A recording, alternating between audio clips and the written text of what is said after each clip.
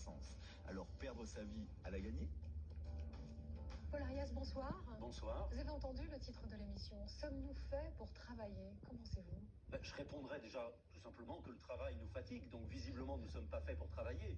Et puis je répondrai plus sérieusement qu'en fait l'histoire du travail, c'est l'histoire d'un dépouillement. C'est-à-dire qu'on a dépouillé les anciens travailleurs de leurs outils, on les a dépouillés ensuite d'une partie du surtravail, c'est-à-dire du profit, on les a dépouillés ensuite de la culture, des savoir-faire traditionnels, et aujourd'hui on voudrait les dépouiller du sens même de leur travail. Il y a deux chiffres qui sont intéressants. On sait que 75% des salariés considèrent ne pas savoir réellement quelle est l'utilité de ce qu'ils produisent, et 80% des gens avouent s'ennuyer au travail. Alors j'en connais bien votre sens de la provocation. Vous dites que le travail fatigue, mais le travail enrichit également. C'est un savoir-faire. Mais je dirais que le mot travail, c'est comme le mot production et consommation, c'est un mot poison qui empêche de penser. C'est-à-dire quand on parle de travail, de quoi parle-t-on? Est-ce qu'on parle d'une activité qui est créatrice ou est-ce qu'on parle de la taylorisation du sourire? C'est-à-dire aujourd'hui cette obligation de sourire qui est celle des hôtesses d'accueil dans les péages d'autoroute ou des caissières à l'hypermarché. Quand on parle de travail, est-ce qu'il s'agit d'un travail qui est utile à la société ou qui est nuisible? C'est-à-dire qu'il faut nécessairement décoloniser notre imaginaire et abandonner effectivement ces grands mots à majuscules qui en fait sont là pour empêcher de se poser les vraies questions. C'est-à-dire comment travaille-t-on, pour fabriquer quoi et vis-à-vis de quel besoin social à satisfaire. Alors, je vous rassure, Paul Ariès, si je souris, je ne suis pas forcée, personne ne m'y oblige. Ce qui est intéressant dans votre pensée, vous êtes d'ailleurs connu pour cela, vous avez une pensée assez radicale, et là on l'entend encore sur le travail. Vous n'arrivez pas à envisager le mot travail associé au mot richesse, ou je maintiens savoir-faire et enrichissement, épanouissement personnel?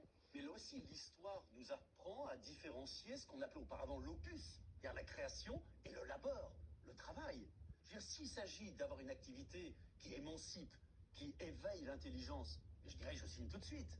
Sauf qu'aujourd'hui, on se rend compte qu'il y a un retour du néo-taylorisme. Et c'est ça qui est particulièrement grave. Et puis, on ne peut pas poser la question du travail sans poser aujourd'hui la question tout simplement de la situation environnementale. C'est-à-dire, est-ce que l'on peut produire toujours plus, donc travailler toujours plus, ou est-ce qu'au contraire, il va falloir apprendre à vivre plus frugalement, donc aussi, je dirais, à faire autre chose que travailler, et le droit au loisir, le droit à la paresse, me semble être une alternative tout à fait intéressante. Est-ce que votre point de vue quand même sur le travail, associé au labeur, on vient de l'entendre, est un point de vue marxiste?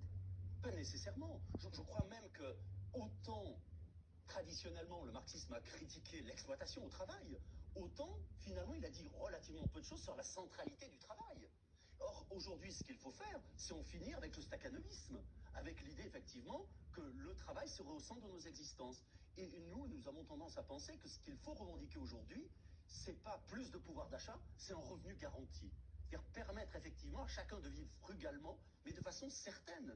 Et grâce à ce revenu garanti, eh bien, nous pourrons développer les autres facettes de notre personnalité. C'est-à-dire redevenir des poètes, redevenir des citoyens, redevenir des amants et des amantes. C'est-à-dire qu'on a autre chose à faire dans la vie que d'être un forçat du travail et un forçat de la consommation. Est-ce que c'est pas totalement utopique, franchement, Paul Ariès? Un Mais c'est revenu pour tout le monde, un revenu garanti, c'est ça? C'est un revenu pour tout le monde? Une société sans travail, c'est imaginable, ça? Quand on parle de revenu garanti, ça a été chiffré. On sait qu'aujourd'hui, on pourrait donner à chacun l'équivalent du SMIC. Le choix, il est politique. À chacun l'équivalent du SMIC. On pourrait donner à chacun l'équivalent du SMIC. Le choix, il est politique. Mais je dirais qu'il n'y aura pas de revenu garanti s'il n'est pas couplé à un revenu maximal autorisé. C'est-à-dire que là où l'on dit, par exemple avec le bouclier fiscal, au-dessus de 50%, on prend rien, nous avons tendance à dire au-dessus de 50%, on prend tout. C'est-à-dire remettre en cause la centralité du travail. Oui, remettre en cause la centralité du travail, c'est véritablement une révolution anthropologique. Et puis on s'en rend bien compte aujourd'hui. C'est-à-dire que quand on parle de travail, finalement, il y a deux réalités. Je dirais qu'il y a un travail qui peut être socialement utile, et celui-là, je dirais, il faut le défendre. Et si un revenu garanti, c'est pas la fin du travail, c'est à la fin du travail aliéné, c'est à la fin du travail forcé. Et puis il y a aujourd'hui le fait de vouloir maintenir à tout prix des gens dans un travail parce que c'est une sorte d'impératif moral. Je dirais qu'il n'y a rien qui rassure tant la bonne société que le SDF qui vend un journal gratuit. C'est-à-dire qu'aujourd'hui, au lieu de créer des faux emplois, au lieu de multiplier des stages bidons, au lieu de prolonger une scolarité qui mène à rien, eh bien, il faudrait mieux développer l'imaginaire et ne plus faire du travail le centre de nos activités, mais faire du politique, de la poésie, le centre de nos existences. Mais Paul Ariès, le travail, on en a besoin de médecins, on a besoin d'infirmières, on a besoin de boulangers. On ne peut pas demander moins de travail à ces personnes-là. Mais c'est évident qu'il ne s'agit pas de penser en tout ou rien. Et quand on parle d'intégrisme, je dirais que l'intégrisme peut être de partout. C'est-à-dire qu'un slogan comme travailler plus pour gagner plus, c'est un slogan autant intégriste que le slogan qui est le nôtre, c'est-à-dire effectivement moins de biens et plus de liens. La question étant finalement de porter un diagnostic sur le monde. Est-ce que l'on croit que l'on va pouvoir généraliser nos modes de vie? Il suffit de citer deux chiffres. On sait qu'aujourd'hui, 20% des humains dont nous sommes s'approprient 86% des ressources planétaires. Si 6 milliards d'humains vivaient comme nous, une seule planétaire ne suffirait pas. Donc il faut en finir avec l'illusion d'une société d'abondance. Il faut en finir avec tout simplement ce culte du travail. Mais même s'il y a ces inégalités que vous décrivez, cette société d'abondance, elle nous a permis d'avoir une meilleure espérance de vie, elle nous a permis de vivre quand même mieux qu'il y a 2 ou 3 siècles. Vous n'avez pas l'impression de casser une rupture? L'homme a toujours travaillé. Dire l'homme doit moins travailler, c'est une véritable rupture. Alors c'est pas tant une rupture que cela. Il faut savoir par exemple qu'au Moyen-Âge, il y avait 150 jours par an qui étaient non travaillés. Il faut savoir que dans les sociétés traditionnelles, le travail est toujours couplé à une autre dimension. Prenons nos moines dans les monastères, ils travaillaient, mais je dirais que l'objectif c'était de se faire l'égal de Dieu. Donc il y avait une finalité. Aujourd'hui finalement, le travail a perdu son rapport avec la vie quotidienne. Et en fait, on travaille pourquoi? Tout simplement pour avoir un pouvoir d'achat. Et moi, j'aurais tendance à dire, face au débat sur le harcèlement au travail, face effectivement à cette violence qui se développe avec les nouveaux modes de management, on ne pourra pas en finir avec le harcèlement au travail si nous ne renonçons pas à être en même temps des forçats de la consommation. Paul Ariès, quand je vous écoute, je vous imagine donc en train d'enseigner, hein, c'est votre métier, vous êtes politologue, vous êtes également directeur d'un journal.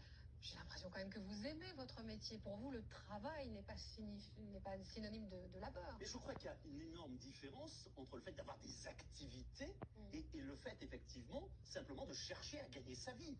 On peut reprocher tout ce qu'on veut au capitalisme. C'est un travail choisi et non subi. C'est un travail choisi. Donc on peut reprocher tout ce qu'on veut au capitalisme. C'est une société diablement efficace. Premièrement, parce qu'elle sait susciter le désir et le rabattre ensuite sur la consommation de produits marchands. Deuxièmement, parce que le capitalisme insécurise. Il casse les identités collectives et individuelles. Et puis d'autre part, on le voit aujourd'hui, il développe la précarité et la flexibilité. Il développe la liberté aussi, liberté d'entreprendre. Mais bien sûr qu'il développe une partie de la liberté. Je crois que la marchandise, l'invention, je dirais de la marchandisation, a été quelque chose d'historiquement essentiel, mais qui a donné tout ce qu'elle pouvait être positive. Et aujourd'hui, effectivement, eh bien, il faut un basculement. Il faut sortir de cette société du travail qui n'a finalement que quelques siècles. Et passer aujourd'hui à un nouveau type de société. Une pensée radicale, pas révolutionnaire, mais radicale, en tout cas une pensée qui est assez